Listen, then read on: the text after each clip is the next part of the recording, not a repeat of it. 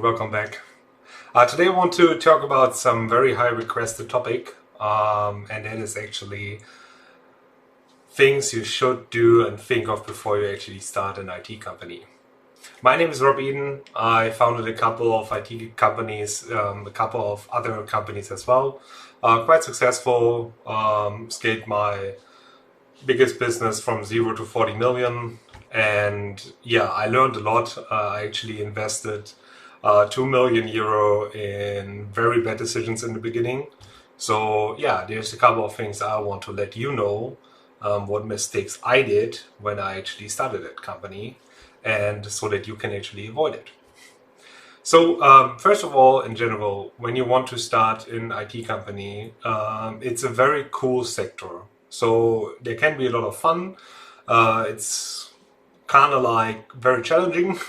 There's also a lot of competition in it, but like kind of the work on it can be a lot of fun. So this video should be not at all like a discouragement in you are trying to do something like this. It's really just like letting you know what things to avoid and what things you shouldn't do. So first of all, when I started my first IT company, or it was my second IT company, but it was my first kind of IT startup. So it basically was a platform, a marketplace. It was a pretty hard type of business that we did because it was a marketplace that involved multiple parties, not only two, but more. And yeah, it was pretty hard to actually get started. But let's get things done first that are important. So first of all, and this is just like a general tip that I can give when you are starting any company, is that you shouldn't just directly run off and say, okay, I want to create a company for it. This is really not necessary at all. So you don't have to get an LLC or Inc. or whatever you need to do. It's really not that important in the beginning. I would say like the first couple of months, 3 to 6 months, it's not that much important. If you do whatever it is and you already are doing a good job and getting revenue in, that's maybe a good point to actually start a company. But before that, not really necessary. Especially if you are doing a big project that needs a lot of thinking, a lot of testing first. What are parts of the other tips that I'm going to give a little bit later. So I made the mistake that when I was like funding this company, I thought I have to do so many things before it actually can start. I have to create the company itself. It was an LLC that I created first. My second IT company was an Inc. already because I was working with a lot of investors. But the first of all, just LLC was fine. And yeah, I started it. And I already spent like 5,000 euro just on the funding process before I even had anything else.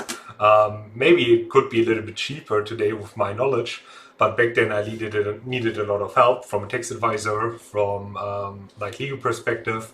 I had to pay a notary. So yeah, there's kind of like a lot that you have to expect that you need to pay.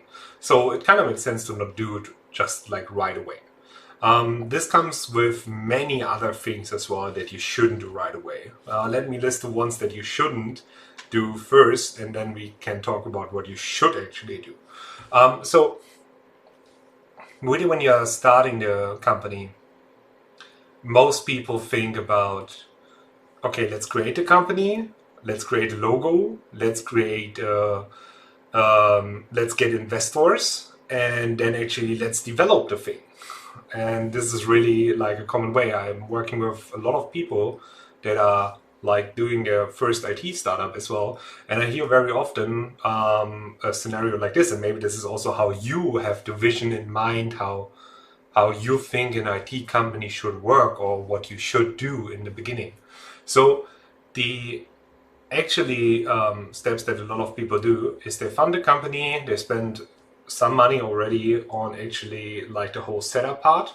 Then they are trying to get any kind of investor, or maybe they have the money on their own or get it from their family or whatsoever. And then they actually make a kind of plan what they think the app should be like, or the product that they are building should be like. And then they're going out and talking to some IT companies so that they can actually like bring in some of the like make actually the app already without even knowing what is really important or what needs to be done. So what I experienced that is much more true is actually not just running there and develop the app right away. It is much better to wait a long time before you actually do that. So I just want to give you one example what I did actually in one of my companies, and that was that I had this great idea. And maybe you can relate to this because I see this a lot when other people actually start their IT company or like startup. I had this idea. I really loved it. I thought it would be the greatest product of all time. And I just got this idea, it must be a thing that everybody will love. And then I was starting to think what would actually make this product great. And I came up with these ideas like this feature would be great, that feature would be great. Maybe we need even this additional one. Maybe we need to also bring in a chat system, let people communicate directly in the platform. We need to integrate a payment system. And my list went really on and on and on. And when we started in the project, at the end we invested a couple of 10,000 euro to actually make it, like just start and make the first version. And we then thought, okay, like this will be the first version, and we would then like test it. This will be our MVP. We will go to market. But yeah, it kind of like turned out that because we had so many ideas around the product, that even making the MVP work was kind of a challenge. Because to actually bring it to a level where people really would like to use it is really hard. Was really hard. So this is something that a lot of people do, that they kind of like come up with an idea that is maybe a good idea, but then they are thinking so much like my app should do this, and then my app let me give you an example, just maybe this is a little bit more helpful. So I was like working with a guy, or I still am working with a guy and helping him like bringing up his first IT startup, and he actually told me about that cool idea that he has, how he can help some transportation companies to actually transport people around in a more efficient way. And the idea sounds really great at first because it was very specific, it was very detailed. He wanted to do this for just normal, I think, taxis, and help them with transporting people that are not in a good health and that maybe need some help, and they wanted to do some cool system for that. And that kind of sounded good. But then he pretty fast went from actually taxis to, yeah, this could be good for any transportation system, and then not just from transporting ill people to transporting everybody and make a system for it. And then he thought, yeah, this is maybe so great, we could actually do this also for all kind of logistic companies. And then he said, okay, maybe we don't even have to fix the whole process of the transportation planning, but actually can also make the whole assignment from all the employees, and like they can basically manage their whole business with that tool. And he went from like one tool, like explaining like one step to another and getting bigger and bigger and bigger. And this is what I see like very often. A different example would be that I was working with a startup that actually wanted to do a kind of special type of, it was not a dating app, it was a app where really business people can connect and find each other, kinda, but also in a very special way.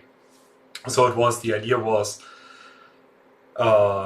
like not going too deep, but the idea basically was that you answer a lot of personal questions, and the system would figure out what personality type you are, and that would actually help you fit to other people that kind of like can match your personality type, or sometimes be like a very different part if you want to partner up with somebody, so that you have like all the different types of personalities there and can like connect very easily. So that was kind of the idea. And yeah, once again, it sounded great from basic idea, but then again, when we were talking, they like just showed me their mock-ups that they have. They didn't had developed anything yet. They also didn't had to show it to anyone. Just like me and a couple of other people, and they had like so many ideas on how to do this. Like they had a feature here, a feature there. Like in addition, you can make these tests right in the app. Then you can connect, you can chat, you can find those people, you can match those people. You can have something like Tinder kind of feature inside, like so many things. And they came to me and said, the only thing they wanted to talk to me initially was, they said, yeah, we have here this IT company. You already did a IT startup.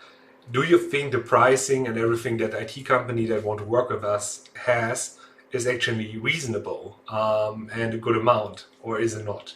So yeah, that was kind of like really the same mistakes that I did in the beginning, and I really want to avoid you making these. One additional step, one additional thing that a lot of people do in the beginning is, like, let me give you two more, is that they actually say, okay, I want to work right away with investors. Actually, working in the beginning on a startup, don't get me wrong, I know it's kind of like exciting, right? So I raised for my first company 2 million euro as well. And I didn't have any customers before I did it. And yeah, it's kind of exciting, it sounds exciting, it boosts your confidence and everything. But the problem is that you are kind of like getting into a situation where you have a lot of money to spend without knowing what you should spend the money on. Really, you just like, if this is your first IT company, maybe even your second, you will not know what is important to spend your money on.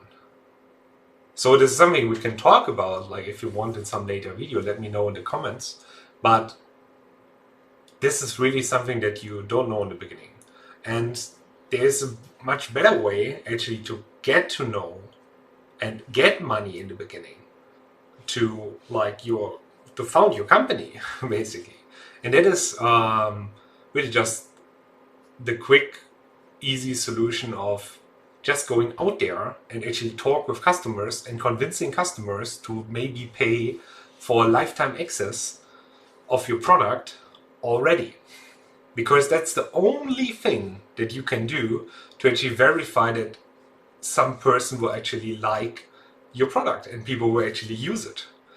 So that kind of is the second problem that I wanted to talk about. Like, it's a very bad idea to develop a very expensive product without knowing if the market really wants it.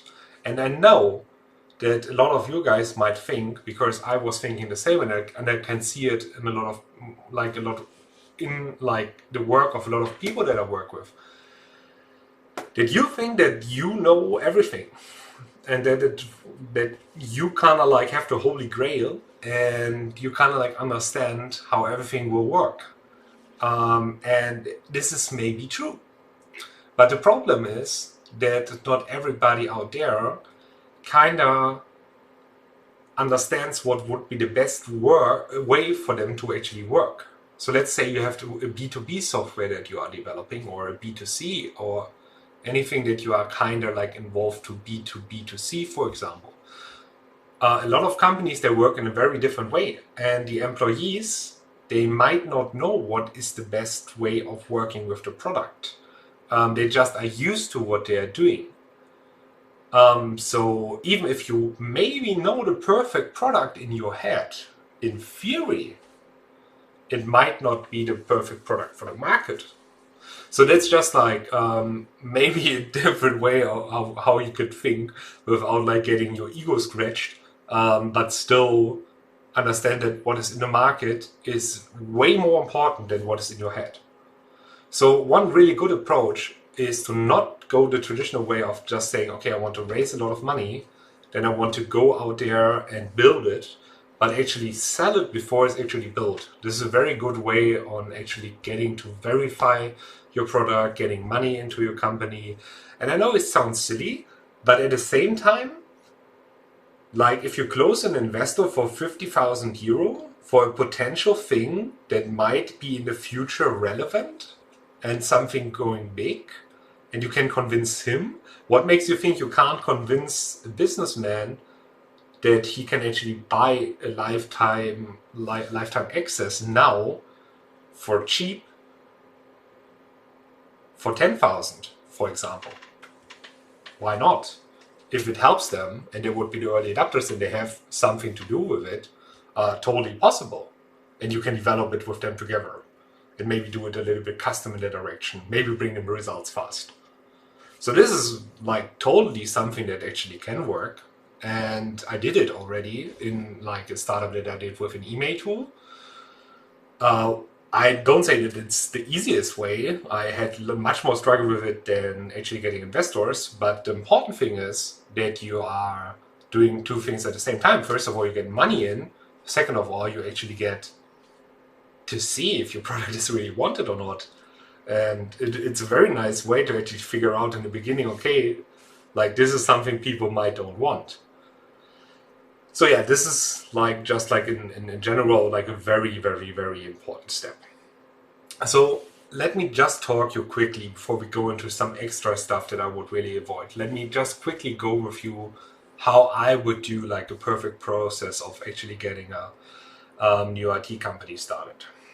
So what I would do is before I found the company, before I get any investor money, before I even develop anything, I would start and get some kind of pitch documents. Like you don't need much really, but at least something where people can understand how the vision will look like and how it might be in the future. And I would take this and actually start going to my most important potential customers. And I would talk to them and try to sell them on the idea that they can now invest in a product that will take 6 months until they can use it, until they get results, but they can already now invest in it and get a lifetime access that is way cheaper if they would just like have it on a monthly basis. Let's say it costs per month €1,000 or dollar for them, and you would give them a lifetime access for 10,000. Right? So especially that was really true. Like I was working with a company that did something for hospitals, and they had a tool where they can give them bring them better employees, and the software had a cost of 400 a month, and they actually got their first free clients for paying 12,000 just before there was any product. So that's working, and it's actually a very good way to do it. So this is how I would do it, right? So I would do like a pre-sale, lifetime access, sell it to somebody.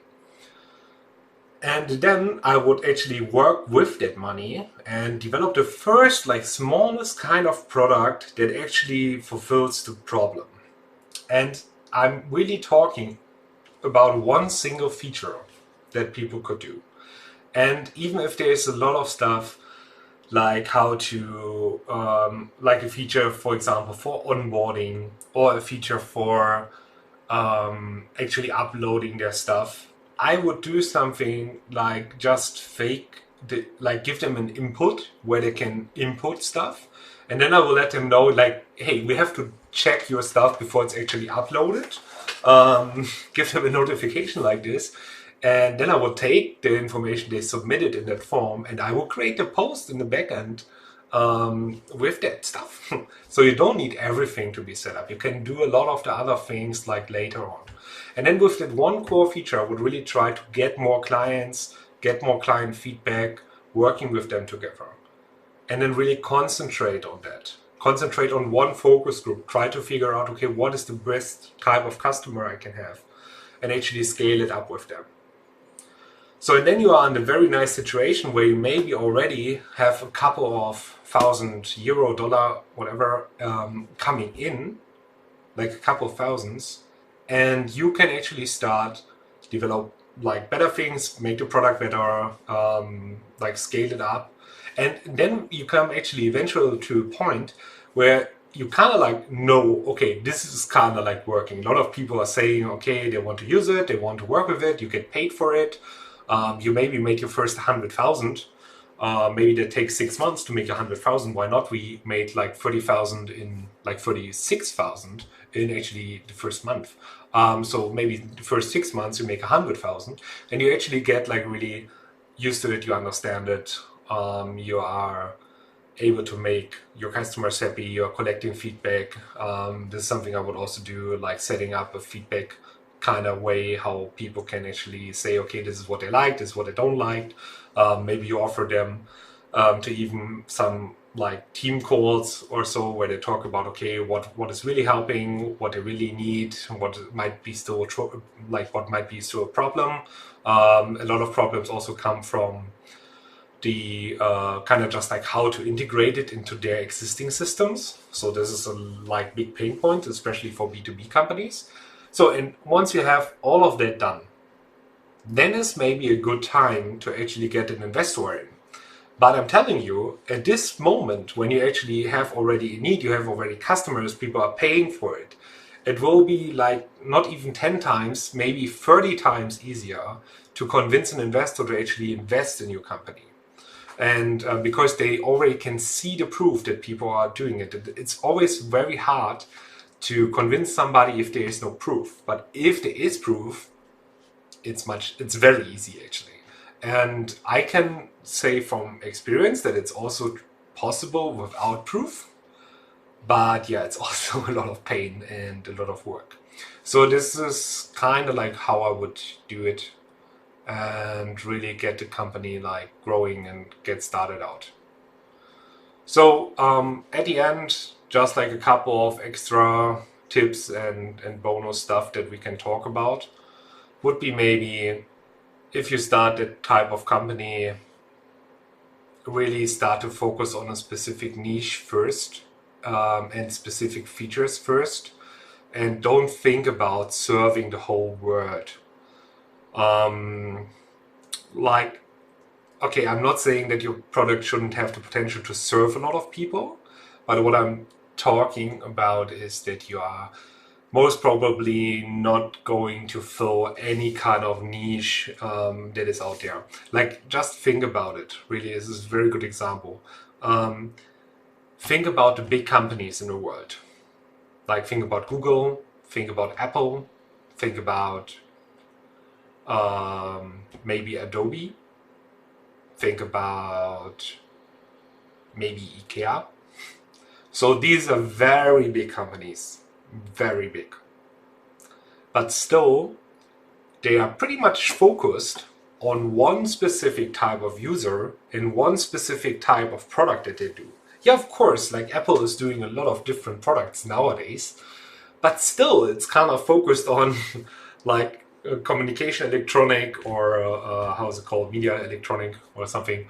And like Adobe, for example, very big company, they have a lot of different kind of tools that you can use. But most of them are for creative people, so that you can work better in a creative way. So that is also very focused. So this is how you should also not kind of like think, and a lot of people do this when they start their IT company, they think they need all features for all kind of people so that everybody can use it.